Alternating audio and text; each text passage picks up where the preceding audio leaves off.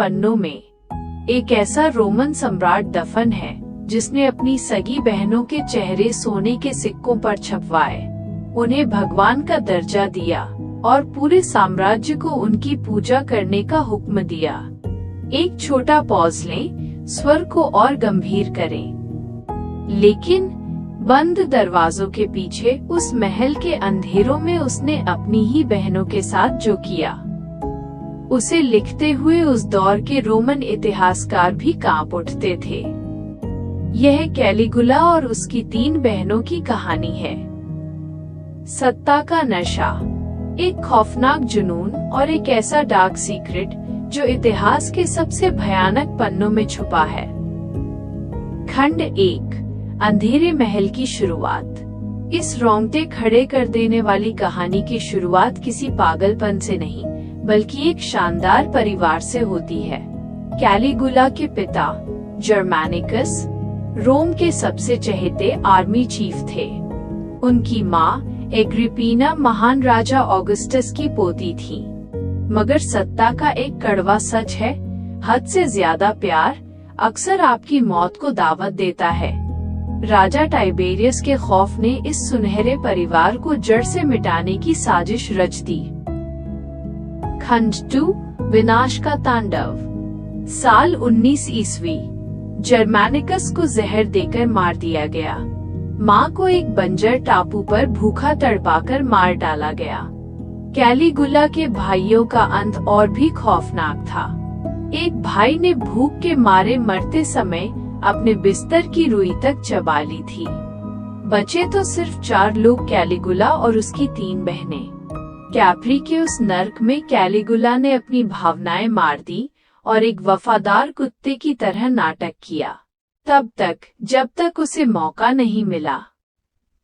खंड 3, नया भगवान और पुराना पाप।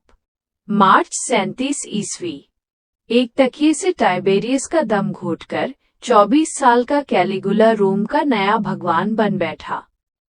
सत्ता मिलते ही उसने अपनी बहनों को देवियों का दर्जा दिया, लेकिन उसकी नजरें अपनी बहन ड्रुसिला पर टिकी थीं। उसने ड्रुसिला को उसके पति से छीन लिया। रोम के समाज में जिसे घिनौना पाप माना जाता था, कैलिगुला उसे सरेआम कर रहा था। शाही पार्टियों में उसकी पत्नी नीचे बैठती थी और उसकी बाहों में उसकी सगी बहन। खंड 4, अंतहीन पागलपन। जब ड्रुसिला की मौत हुई तो कैलिगुला का बचा कुचा इंसान भी मर गया। उसने पूरे रोम पर मौत जैसा सन्नाटा और मातम थोप दिया। उसका हुक्म था, कोई हंसेगा नहीं, कोई जश्न नहीं मनाएगा।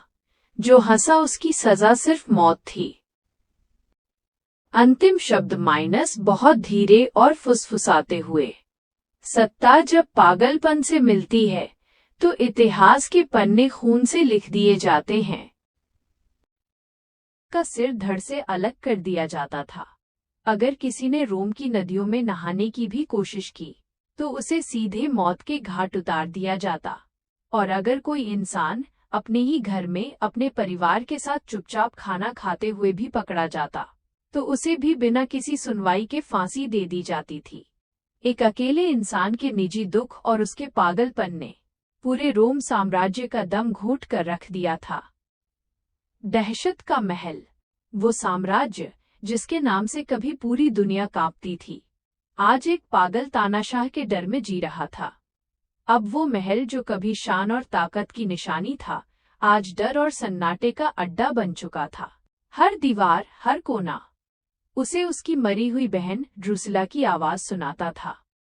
वो इस घुटन को सह नहीं पाया और एक पागल की तरह आधी रात को महल में इधर उधर भागने लगा। बाल बिखरे हुए, दाढ़ी बढ़ी हुई और हाथों में अपनी मरी हुई बहन की लाश। वो उसे लेकर पूरे महल में भटकता रहा। धीरे धीरे वो पागलपन सड़क तक आ गया। रोम की सुनसान गलियों में वो अपनी बहन की लाश लेकर दर दर भटकता रहा। उसका दिमाग अब पूरी तरह खत्म हो चुका था। इंसान नहीं, देवता। जब वो वापस महल लौटा तो उसने तलवार की नोक पर अपने ही मंत्रियों को मजबूर किया कि वे उसकी मरी हुई बहन को एक देवी माने। उसने सभा में दहाड़ते हुए घोषणा की, वो कोई इंसान नहीं, एक देवी है। डर के मारे किसी की हिम्मत नहीं हुई उसे पागल कहने की। पूरे राज्य में उसके नाम के मंदिर बनवाए गए और उसकी पूजा शुरू कर दी गई। एक दिन एक चापलूस मंत्री ने राजा के कान में फुसफुसाया, महाराज, मैंने आपकी बहन की आत्मा देखी है। इतना सुनते ही राजा ने उसे इतनी दौलत दी कि उसकी आने वाली 7 पीढ़ियां भी उसे खत्म नहीं कर पाती। साजिश 3 खंजर। लेकिन महल में उसकी 2 बहनें अभी भी जिंदा थीं, एग्रिपीना और लिविला। वो अपनी मरी हुई बहन से जितना प्यार करता था, उतनी ही नफरत अब इन दोनों से करने लगा था। जो राजा कभी अपनी तीनों बहनों के चेहरे सिक्कों पर छपवाता था, आज वही उन्हें पूरे दरबार में बेइज्जत करने लगा। वो अब इंसान नहीं, सत्ता के नशे में अंधा एक भूखा भेड़िया बन चुका था। लेकिन वो एक बहुत बड़ी गलती कर बैठा। वो भूल गया कि जिन 2 बहनों को वो तोड़ रहा था, वो भी उसी खून और राजनीति के नरक से निकली थीं। साल 39 ईस्वी, बगावत की आग भड़क चुकी थी। एग्रिपीना और लिविला ने एक ऐसी साजिश रची जिसे इतिहास में 3 खंजर के नाम से जाना गया। उन्होंने राजा के सबसे करीबी दोस्त और उनकी मरी हुई बहन के पति को अपने जाल में फंसाया ताकि वो राजा को मार सके।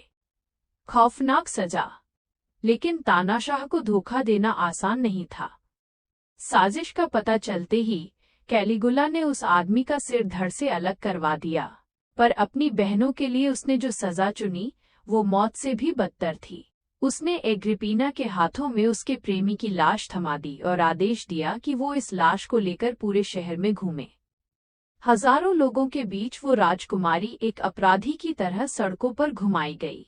इसके बाद उन्हें एक ऐसे सुनसान द्वीप पर छोड़ दिया गया जहां कभी उनकी मां को भूखा मारकर दफनाया गया था। अंत और एक नई शुरुआत। कैलिगुला का पागलपन हर हद पार कर गया।